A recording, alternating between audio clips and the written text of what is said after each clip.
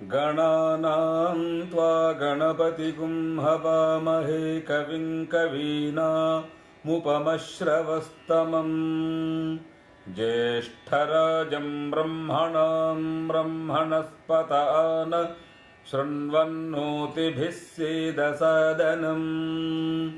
ओम श्री महागणाधिपतये नमः। ओम श्री सरस्वत्यै नमः। ओम श्री वेदपुरुषाय नमः। ओम श्री गुरुभ्यो नमः। हरिः ओम। अतीतवैराग्यमखण्डबोधः कदा नु मे सिद्ध्यति हे दयालो। समाधियोगस्य परस्य निष्ठा सर्वेषु भूतेषु समत्वबुद्धिः। नमस्ते सतेते जगत्कारणाय नमस्ते चिते सर्वलोकाश्रयाय नमोऽद्वैततत्त्वाय मुक्तिप्रदाय नमो ब्रह्मणे व्यापिने शाश्वताय। పరిపూర్ణ పరబ్రహ్మ స్వరూపులైనటువంటి దివ్య వేద భగవత్ స్వరూపులారా, మనం భగవంతుడి నుండి ఎప్పుడు మరి ఈ సృష్టిలోకి ప్రవేశించామో మనకు తెలియదు. ఎందుకంటే సృష్టి ఎప్పుడు పుట్టిందో అది మనల్ని సృష్టించినటువంటి ఆ భగవంతుడికి మాత్రమే తెలుసు. ఆయన చేతిలో ఉంటుంది సృష్టి. మరి అప్పటి నుండి కూడా మనం చేసినటువంటి కర్మ ఫలితముగా మనం జన్మలను తీసుకుని వస్తూ ఉన్నాం. ఇంతవరకు కూడా జన్మ ఆగలే, ఇది నడుస్తూనే ఉంది. ఇది అనాదిగా వస్తూ ఉంది మన జన్మ. మరి అంతం చేసుకుందామా? ఇంకా దీన్ని మరలా సృష్టి ఉన్నంత వరకు పెంచుకొని పోదామా అంటే పోలేం. ఎందుకంటే సృష్టిలో పుట్టిన తర్వాత మనం అనేకమైనటువంటి కష్టాలు ఏవైతే ఉంటాయో వాటిని అనుభవిస్తూ అలసిపోతాం. మరి ఈ అలసిపోవడం అనేటువంటిది అందరికీ అనుభూతమే. ఎలా అంటే ఉదయం లేచినప్పటి నుండి మరి సాయంత్రం వరకు కూడా ఆ పని ఈ పని చేస్తూ అలసిపోతాం. కనుక ప్రతి ఒక్కరూ కూడా విశ్రాంతిని కోరుకుంటారు. కాబట్టి నిద్రపోతాం. ఆ నిద్రపోవడానికి అనుగుణంగా భగవంతుడు రాత్రి పగలను కూడా ఏర్పాటు చేస్తున్నాడు. మరి అదేవిధంగా ఈ జన్మలో కూడా మనం అలసిపోతున్నాం. కాబట్టి ఈ జన్మలో పుట్టినప్పటి నుండి మరి ఈ శరీర పతన పర్యంతము కూడా అనేకమైనటువంటి కష్టాలలో ఇరుక్కుంటూ కష్టాలలో మనం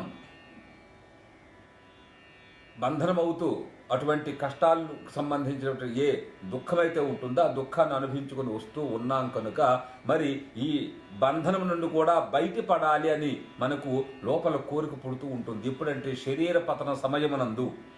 మరి అటువంటప్పుడు ఆ విధి విధానాన్ని భగవంతుడు కూడా తెలుసుకొని మరి ఈ జన్మ నుండి రెండో జన్మకు ప్రవేశాన్ని కల్పిస్తాడు భగవంతుడు మనం చేసినటువంటి కర్మక ఫలితముగా. మరి ఈ బంధనం ఏ విధంగా ఎప్పటి నుంచి ఏ విధంగా మనం ఉన్నామన్నటువంటిది మనకు శాస్త్రం అనేక విధాలుగా చెబుతూ ఉంది. మనకు తెలుసు కానీ పట్టించుకోం. మరి బంధనం అన్నటువంటిది ఏ విధంగా అంటే శరీర పతన పర్యంతము కూడా మనము ఏ కర్మలు చేస్తూ ఆ కర్మల యందు మనస్సును పెట్టుకొని ఉంటున్నాం. కాబట్టి అంటే దేహ ఇంద్రియ సంఘాత సంబంధం, దేహము ఇంద్రియముల యొక్క ఏ సంఘాతం అయితే ఉంటుందో వాటితో మనం సంబంధాన్ని ఏర్పాటు చేసుకున్నాం. కనుక దాన్ని బంధము అన్నాం. మనం వాస్తవంగా బంధన రహితులమే అయినప్పటికీ కూడా మనకు ఆ భాష ఉంది కాబట్టి, శరీరమయందు అధ్యాస ఉంది కాబట్టి మనము బద్ధులమయ్యామనుకుంటూ ఉంటాం. మరి అవిద్య యొక్క సంబంధం, అవిద్యా సంబంధం, అజ్ఞాన సంబంధం. అజ్ఞానం వలన శరీరమే నేను, దేహమే నేను, ఈ ఇంద్రియములే నేను, మనస్సు నేను అన్నటువంటి అనుభవాన్ని మనము అనుకుంటూ ఉంటాం. అది వాస్తవంగా అనుభవం కాదు. అనుభవం కానిటువంటి దాన్ని అనుభవంగా మనం భావిస్తున్నాం కాబట్టి మనము ప్రతి కర్మకు కూడా బద్ధులం అవుతూ ఉన్నాము. కాబట్టి మనం ప్రతి పనిని చేస్తున్నాం కాబట్టి ఆ పనిని నేను చేస్తున్నాను, నా కొరకు చేస్తున్నాను, ఈశ్వరార్పణ బుద్ధితో లేకుండా స్వార్థ బుద్ధితో మనం చేస్తున్నాం కాబట్టి ప్రతి కర్మ కూడా ఈశ్వరునికి సంబంధం లేనటువంటి కర్మ మనల్ని బంధిస్తుంది. కాబట్టి మనం బద్ధులం అవుతున్నాం కాబట్టి మనకు పుట్టినప్పటి నుండి మరి శరీర పతన పర్యంతము, సృష్టి పుట్టినప్పటి నుండి మరలా మన జ్ఞాన మోక్షము కలిగినంత వరకు కూడా ఈ బంధనం అనేటువంటిది కర్మ వలన ఏర్పడుతుంది. అటువంటి బంధనం ద్వారా కర్మలు చేస్తూ ఉన్నాం, కర్మల వలన బంధం ఏర్పడుతుంది, ఆ బంధం వలన మనకు దుఃఖం ఏర్పడుతుంది. అటువంటిది దుఃఖాన్ని మనం ప్రతిసారి అనుభవించలేం, ప్రతి వాళ్ళు కూడా అనుభవిస్తున్నటువంటిదే. కాబట్టి మనం ఈ దుఃఖం నుంచి బయటపడాలి అంటే మరి మోక్షము కావాలి. దాన్నే మోక్షం, ముచులరు మోక్షనే అన్నటువంటి ధాతువు నుంచి మోక్ష శబ్దం కలుగుతుంది. మోక్షమన్నా, ముక్తన్నా, కైవల్యమన్నా ఇవన్నీ కూడా పర్యాయ శబ్దాలు. మరి ఆ మోక్షము ఎటువంటిది అంటే, మోక్షం అంటే ఏదో మనకు ఒక వస్తువు కాదు, స్వర్గాది రూపమైనటువంటి స్థానము కూడా కాదు. మోక్షము అంటే స్వస్వరూప అనుసంధానము, స్వస్వరూప అవాప్తి, స్వస్వరూప ప్రాప్తి. అంటే నీ యొక్క స్వరూపము నీ దగ్గరే ఉంది. అదే బ్రహ్మ లక్షణం. ఏ సత్యం జ్ఞానమనంతం బ్రహ్మ అనేటువంటి స్వరూప లక్షణంగా ఉన్నటువంటి బ్రహ్మతత్వం అయితే ఉందో ఆ బ్రహ్మతత్వమే తత్వమస్యాది మహావాక్యముల ద్వారా దశమస్త్వమసి అన్నటువంటి ప్రత్యభిజ్ఞ వలన కూడా అహం బ్రహ్మాస్మి అన్నటువంటి ఏ అనుభవవాక్యం అవుతుంది, ఏ అనుభవం ఉందో ఆ అనుభవం ద్వారా బ్రహ్మాహమస్మి అంటే అదే బ్రహ్మను నేనన్నటువంటి ఏ నిశ్చయ జ్ఞానం ఉంటుందో ఆ నిశ్చయ జ్ఞానం వలన మనము మోక్షాన్ని పొందము, మోక్షానుభవంగా ఉంటాం. మోక్షం పొందడం అన్నటువంటిది సాధారణంగా ప్రతివారు ప్రయోగిస్తూ ఉంటారు. అది రూఢి. పొందడం అన్నటువంటిది సాధారణంగా పొందడం అంటే అనుభవంగా ఉంటారు, స్వరూప స్థితిలో ఉంటారు అన్నటువంటి దాన్ని మనము మోక్షము అన్నాము. మరి ఎలా అంటే మన బంధంలో ఉన్నటువంటి వాళ్ళము మళ్ళీ మోక్షానికి రావాలి. శరీరం నందు అభిమానము కలిగి శరీరమే నేననుకొని శరీరంతో అధ్యాసగా అయ్యి తదధ్యాసగా అయిపోయి శరీరము మనకు భేదము లేకుండా ఒకే విధంగా అవుతున్నాం కాబట్టి శరీరానికి ఏ కష్టము కలిగినా, మనస్సుకు ఏ కష్టము కలిగినా నాకే కష్టం కలుగుతుందన్నటువంటి అభిమానం కలిగించుకుంటున్నాం కాబట్టి మనకు దుఃఖం అనేటువంటిది అనుభవంగా కనిపిస్తుంది. వాస్తవంగా దుఃఖము లేదు. ఎందుకంటే ఈ సృష్టి అనేటువంటిది భగవంతుడి నుంచి పుట్టలేదు, ఇది వివర్తమయ్యింది, పరిణామం అవ్వలేదు. పరిణామం స్థూలంగా అయినప్పటికీ కూడా అది వివర్తమే. ఎందుకంటే ఎంతవరకైతే బ్రహ్మజ్ఞానం కలగదో, నీ యొక్క స్వరూప స్థితి, నీ యొక్క స్ఫురణ ఎంతవరకైతే కలగదో అంతవరకు కూడా మనకు కనిపిస్తున్నటువంటి ప్రపంచం అంతా కూడా పరిణామమే. వాస్తవంగా పరిణామం కాదు, వాస్తవంగా వివర్తం. వివర్తము అంటే రజ్జు సర్పం. అంటే మీరు చీకట్లో వెళ్తూ ఉన్నారు, మీకు అల్లంత దూరాన ఒక త్రాడు కనిపించింది చీకట్లో, కొంచెం చీకట్లో. అటువంటి చీకట్లో కనిపించినటువంటి త్రాడును చూసి మీరేమనుకున్నారు? వెంటనే పాము అనుకున్నారు. పాము అనుకుని భయపడ్డారు. మీకు అక్కడ పాము కనిపిస్తూ ఉంది, కనిపించింది కాబట్టి మీరు భయపడుతూ ఉన్నారు. మరి కనిపించినటువంటి పామును చూసి మీరు మళ్ళా అంత దూరం వెళ్ళి ఒక లైట్గా దీపం తెచ్చి చూస్తే అక్కడ పాము లేదు, త్రాడే ఉంది. మరి మనం చూసినటువంటిది ఏంటి? ఉన్నది త్రాడైనప్పటికి కూడా మీకు కలిగింది సర్పమని, అంటే పామని జ్ఞానం కలిగింది. అంటే త్రాటి యొక్క అజ్ఞానం వలన పాము యొక్క జ్ఞానం కలిగింది. అక్కడ త్రాటి యందు పాము అన్నటువంటిది వివర్తం, పరిణామం కాదు.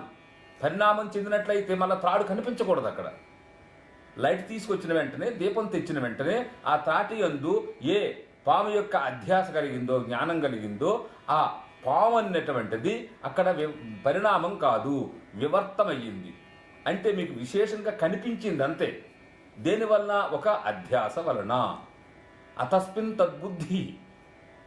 అంటే సర్పము కానటువంటి రజ్జువునందు సర్పమనే భ్రాంతి అజ్ఞానము కలిగింది. అది వివర్తమే.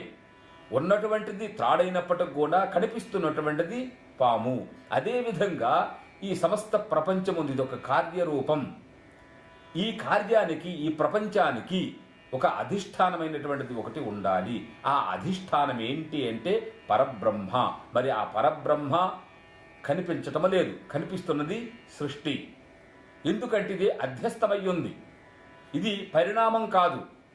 పరిణామం భగవంతుని యొక్క దృష్టిలో కావచ్చు, కానీ మన దృష్టిలో మాత్రం పరిణామం కాదు. ఇది వివర్తమయ్యింది. ఉన్నటువంటి భగవంతుడు కనిపించగా లేనటువంటి ప్రపంచం మనకి గోచరిస్తుంది కాబట్టి, ఆ ఉన్నటువంటి వస్తువు పైన లేనటువంటి వస్తువు యొక్క భ్రమ కలిగింది కాబట్టి ఈ ప్రపంచమంతా కూడా వివర్తమే. వాస్తవంగా ఈ ప్రపంచము లేదు, కనిపిస్తుంది.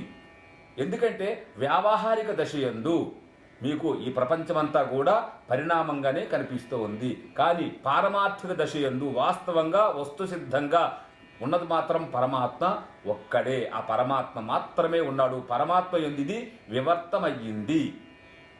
కాబట్టి ఆ వివర్త జ్ఞానం కలిగిన తర్వాత ఓహో ఇది పాము కాదు, ఇది త్రాడు అనేటువంటి జ్ఞానం ఏ విధంగా నిశ్చయ జ్ఞానం కలిగిందో అదేవిధంగా ఈ ప్రపంచంలో ఉన్నటువంటి ఏ పరమాత్మ అయితే ఉన్నాడో ఆ పరమాత్మ జ్ఞానం మీకు కలిగిన తర్వాత ఓహో ఆ పరమాత్మ నేను. ఇది ఎలా కలుగుతుంది అంటే గురువు యొక్క సదుపదేశము ద్వారా, తత్వమసి అన్నటువంటి వాక్యం ద్వారా, తత్వమసి అనేటువంటి మహావాక్యాన్ని గురుగారు ఉపదేశిస్తే ఓహో అహం బ్రహ్మాస్మి, అదే బ్రహ్మ, అదే పరమాత్మ నేనా, నా శరీరంలో ఉన్నటువంటిది కూడా ఏ చైతన్యం అయితే ఉందో అదే చైతన్యము, ఆ పరమాత్మ, ఈ రెండు ఒక్కటే అన్నటువంటి లక్షణాల ద్వారా ఇది చాలా శాస్త్రార్థం ఉంది కాబట్టి ఇది మీకు అర్థం కాదు. కాబట్టి ఈ లక్షణావృత్తుల ద్వారా అదే పరమాత్మ నేను అనినటువంటి ఏ జీవ బ్రహ్మాత్మైక్య జ్ఞానం కలుగుతుందో, బ్రహ్మ మాత్రం ఆనందో బ్రహ్మేతి విజానాత్, ఆ పరమాత్మ బ్రహ్మస్వరూపం, ఆనందస్వరూపం, సచ్చిదానంద స్వరూపం కాబట్టి ఆ సచ్చిదానంద స్వరూపం నేనే అనినటువంటి ఏ బుద్ధి అయితే కలిగిందో, జ్ఞాన నిశ్చయం కలిగిందో, ఆ జ్ఞాన నిశ్చయం వలన మనం బంధము నుంచి బయటపడ్డాం.